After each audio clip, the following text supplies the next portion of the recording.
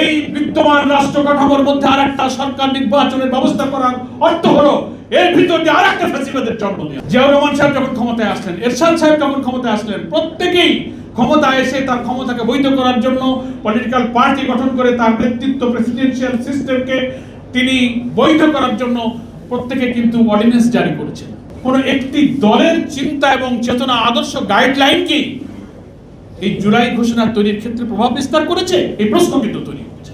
National consensus commission আবার সব দলের মতামতকে বিশ্লেষণ করবে, যাচাই করে ওনারা একটা সুপারিশ তৈরি করবে। সেই সুপারিশের কপিগুলো আবার সব পলিটিক্যাল পার্টি স্টেক হোল্ডারকে পাঠালেন যে আমরা সব প্রস্তাবগুলো বিশ্লেষণ করে ঐক্যমত্য কমিশন আমরা একটা সুপারিশ তৈরি করছি, দেখেন আপনারা এটার সাথে একমত হতে পারেন কিনা। কিছু কিছু ব্যাপারে ঐক্যমত্যে পৌঁছেছে, আর মেজর অনেক ব্যাপারে এখন ঐক্যমত্যে পৌঁছানো সম্ভব হয়নি।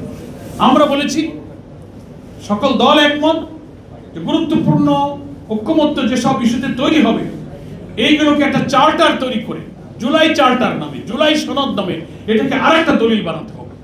কিন্তু দুর্ভাগ্য এখনো একটা বছর পার হয়ে গেছে, আমাদের সব বিষয়গুলোতে আমরা ঐক্যমত্য পোষণ করতে পারিনি। আমরা জানি না সেই জুলাই চার্টারের ভাগ্যে কি আছে।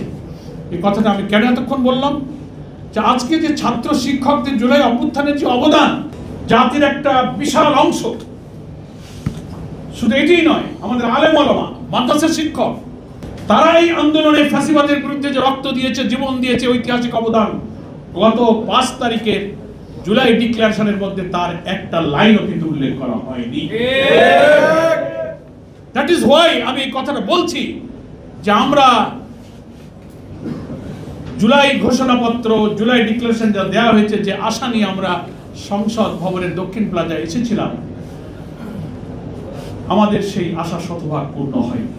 একটা অসম্পূর্ণ বিবৃতির মতো পাঠ করা হয়েছে।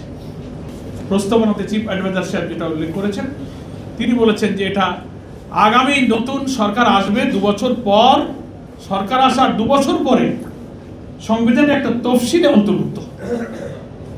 এটাকে খুব হালকা করে দেখা হয়েছে। আমাদের ছাত্র শিক্ষকদের, জনতার অবদানটাই যে সনদের মধ্যে, যে ডিক্লারেশনের স্বীকৃতি দেওয়া হয়নি।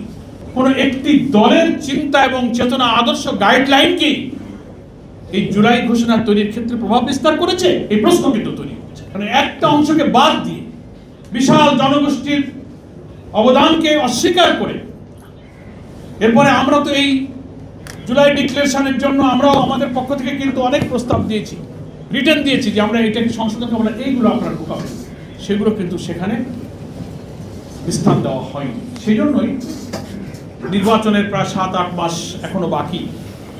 এই সময়ে যদি অন্তর্বর্তীকালীন সরকার, যে সরকারকে আমরা নিরপেক্ষ মনে করি, যার অধীনে এখনো আমরা আস্থা রাখতে চাই যে নির্বাচনটা গ্রহণযোগ্য হবে, তিনি প্রথম ঐক্যমত্যের ভিত্তিতে একটা জুলাই ডিক্লারেশন দিতে গিয়ে যদি জাতির একটা বড় অংশের আশা, আকাঙ্ক্ষা, আবেগ, চাহিদা, প্রত্যাশাকে স্থান দিতে না পারেন, সামনের দিনগুলোতে তার কাছে আমরা কতটা প্রত্যাশা করব, এটাই কিন্তু এখন আমাদেরকে ভাবিয়ে তুলছে।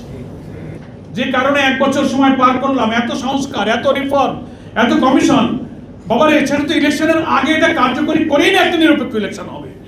এখন আপনি যদি বলেন না এইটা এখন এই ইলেকশন হবে না, ইলেকশন হবে 2 বছর পরে, যারা আসবে তারা এটা করবে, তার অর্থ কি হলো?